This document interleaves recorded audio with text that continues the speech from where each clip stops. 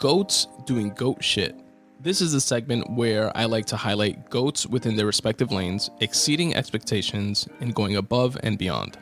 This episode's inductee into the Spun Today Goats Doing Goat Shit segment is none other than Mr. Beast. Shout out to Mr. Beast.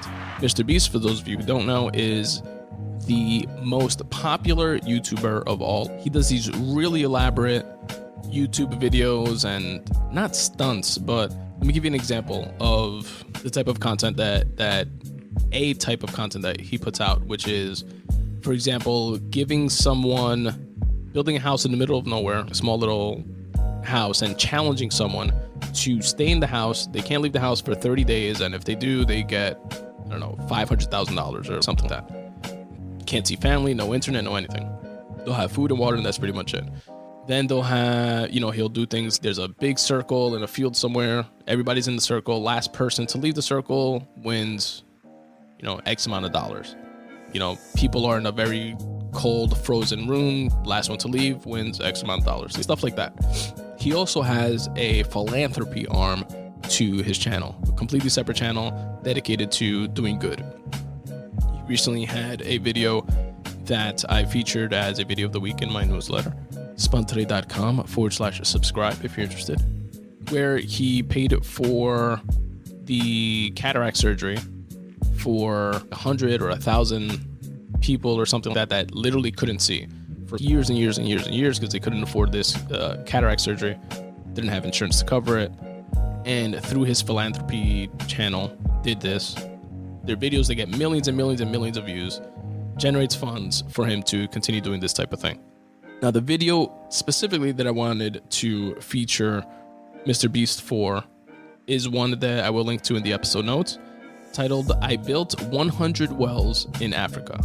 So he literally went to Africa, him and his team, and coordinated and showed the building of 100 water wells in Africa. Now, these are small, very, very impoverished, poor villages that live in conditions where they have to either walk miles to try to get some water, whether clean or not, usually not, multiple times a day for drinking and cleaning and showering and that type of thing. There's no running water in these areas, these villages. And many of the children especially grow up just with having diarrhea, getting typhoid disease, and dying young. And it's just a part of their lives. We as humans get used to anything, as they say, right?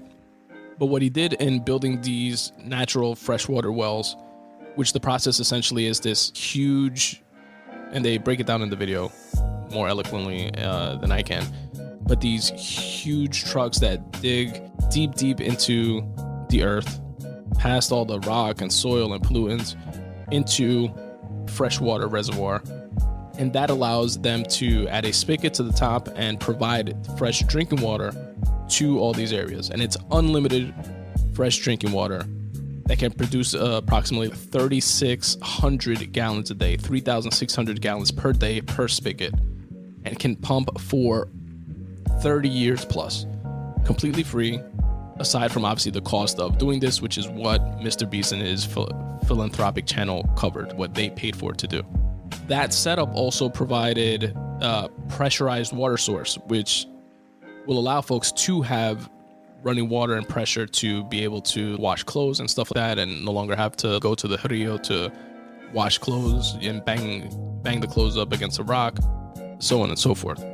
He also, in one village, provided the clean water for a water well for a hospital that was there.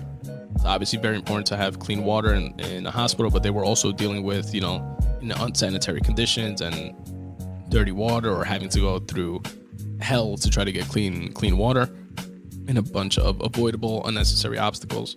There was another village where they had to cross this very shaky, rickety bridge where people constantly, a handful of people die every year just from trying to cross a river. On this rickety bridge, he got that bridge rebuilt to a bridge that is poised to last 100 years. In another village where he built one of these 100 water wells, he provided the school with all new furniture, all new computers, a soccer ball to every single student, In another village where he built one of these water wells, he provided a bicycle to every single student. In another school, he provided projectors and bookshelves filled with new books in their classrooms. And all those ancillary things are all just like little cherries on top.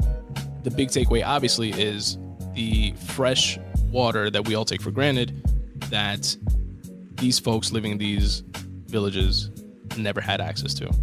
Now, he did get flack from, and this part is just frustrating to me because I just don't get this part of human nature. If it's you wanting the credit or you being upset that someone helped more than you could have, instead of just be happy that the goal of obtaining fresh water was met. But there were certain NGOs or AKA non-governmental organizations coming out against Mr. Beast doing this through his philanthropic arm of his company, stating things like, you know, there are organizations that exist that do this type of work. He came out of nowhere and did this, and now he's getting all the credit. These things have to be built sustainably.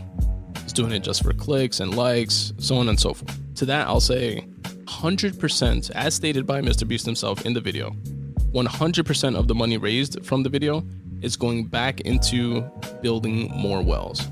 And two, for the other major concern of sustainability, these water pumps were built and spigots to be able to run for 30 years. That's 3 decades. If that's not sustainable, I don't know what is. Now, if any of those things turn out not to be the case, then you have somewhat of a case against Mr. Beast or you know, his methods to doing this. But even if those things weren't the case, let's say he was doing this just for clicks, just for money, to drive around in Ferraris or some shit, he still provided 100 water wells to 100 villages throughout Africa to people that otherwise did not have access to that water. Your motivations for doing that, I don't give a flying fuck about. The goal was met of providing water to people that need water to live, to survive. You know what I mean? Your personal motivations for doing so is secondary to me. The fact that he apparently has the motivations of this altruistic goal of just providing the water and 100% of the funds raised from it are going to go back into the same thing and just cutting through all the bureaucracy and bullshit is admirable to me.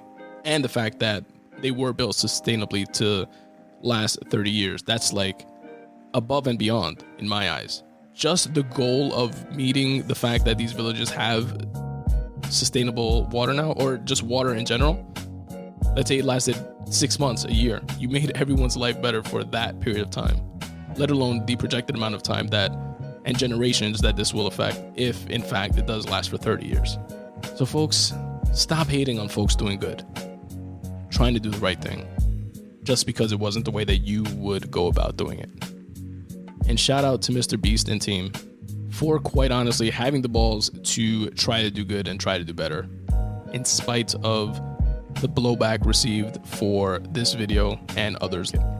And that, folks, is the Mr. Beast installment of Goats Doing Goat Shit.